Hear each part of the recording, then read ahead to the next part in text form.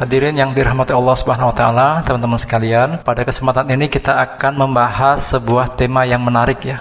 Temanya tentang orang-orang yang Allah haramkan tersentuh api neraka. Ini Masya Allah ya, luar biasa. Jadi ini ada hadis diriwayatkan oleh Imam At-Tirmidzi dan Imam Ibnu Hibban dari Ibnu Mas'ud ya. Punya hadisnya An Ibnu Mas'ud radhiyallahu anhu, anin Nabi sallallahu alaihi wasallam qala ala ukhbirukum biman tuharrimu alaihin nar. Qalu bala ya Rasulullah. Qala ala kulli hayyin layyin qarib sahal.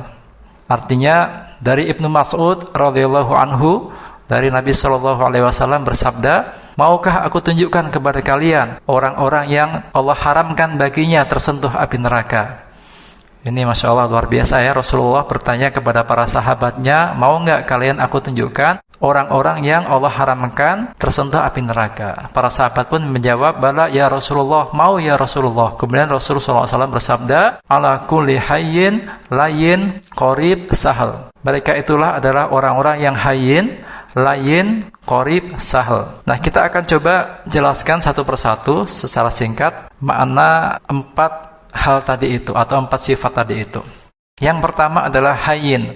Hayyin itu adalah orang-orang yang memiliki ketenangan, ya, orang yang tawadhu, kemudian nggak sombong, nggak pernah ujub, memiliki ketenangan dan keteduhan baik lahir maupun batin. Tidak labil, nggak gampang marah, ya, jadi wise ya, bijak dan sebagainya, tidak gampang mencaci maki, melaknat apalagi ya. Pokoknya teduh, wajahnya teduh, jiwanya juga teduh. Ini hayyin. Ya, orang yang seperti ini diharamkan oleh Allah Subhanahu wa taala disentuh oleh api neraka. Semoga kita bisa mencapai derajat hayyin ini.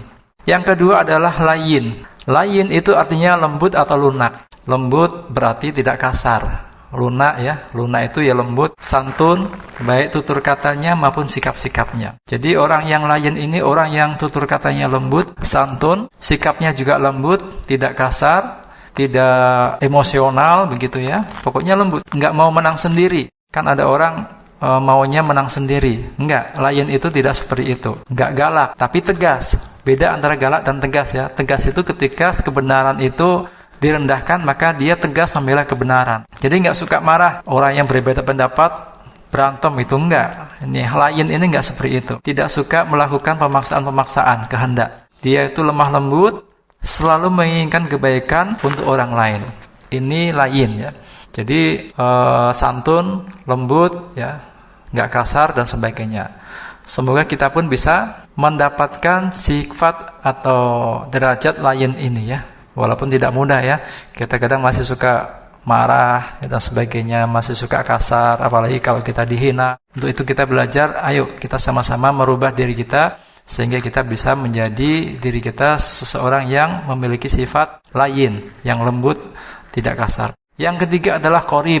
Qarib itu artinya dekat, ya, secara bahasa.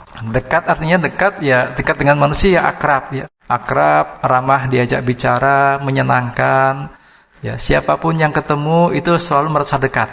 Jadi merasa dekat itu ya nyaman aja, tidak takut. Wajahnya selalu berseri-seri, selalu senyum, ketemu orang, nebar salam duluan dan sebagainya. Ini orang-orang yang qarib. Jadi orang qarib itu orang yang ketika ketemu manusia, manusia itu senang dengan dia.